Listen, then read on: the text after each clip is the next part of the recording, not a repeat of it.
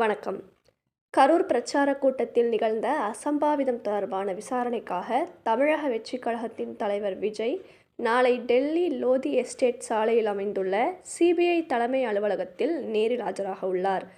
கடந்த செப்டம்பர் 27ஆம் தேதி தவேக தலைவர் விஜய் கரூரில் மேற்கொண்ட தேர்தல் பிரச்சாரத்தின் போது எதிர்பாராத விதமாக ஏற்பட்ட கூட்ட நெரிசலில் சிக்கி 41 பேர் உயிரிழந்தனர். நாடு முழுவதும் பெரும் அதிர்ச்சியை ஏற்படுத்திய இந்த சம்பவம் தொடர்பாக உச்சநீதிமன்றத்தின் மேற்பார்வையில் தற்போது சிபிஐ தீவிர விசாரணை மேற்கொண்டு வருகிறது. இந்த வழக்கு தொடர்பாக ஏற்கனவே கரூரில் சிபிஐ அதிகாரிகள் பொதுமக்களிடமும் தவேக நிர்வாகிகளிடமும் முதற்கட்ட விசாரணையை நடத்தி முடித்துள்ளனர். தொடர்ந்து தவேக கட்சியின் பொதுச் செயலாளர் பூஸ்லி ஆனந்த், தேர்தல் மேலாண்மை பொதுச் செயலாளர் ஆதவ் அர்ஜுனா, இணைச் செயலாளர் நிர்மல்குமார் உள்ளிட்ட அக்கட்சியின் முக்கிய நிர்வாகிகள் கடந்த 3 நாட்களாக டெல்லியில் தங்கி ஆவணங்களையும் ஆதாரங்களையும் சமர்ப்பித்துள்ளனர்.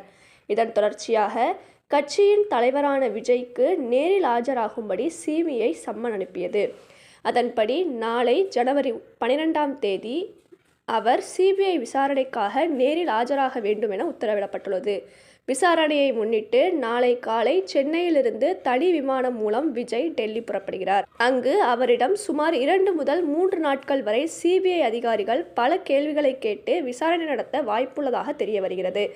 விஜயின் வருகையை முன்னிட்டு டெல்லியில் அசம்பாவிதம் ஏற்படாமல் இருக்கவும் அவருக்கு உரிய பாதுகாப்பு வழங்க கோரியும் தமிழக வெற்றிக் கழகத்தின் சார்பில் டெல்லி காவல்துறைக்கு மின்னஞ்சல் மூலம் கோரிக்கை மனு அனுப்பப்பட்டுள்ளது.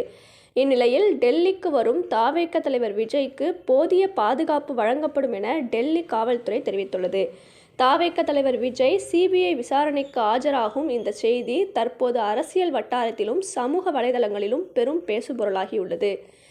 மேலும் செய்திகளுக்கு தொடர்ந்து இணைந்திருங்கள் ECR TV சேனலுடன்.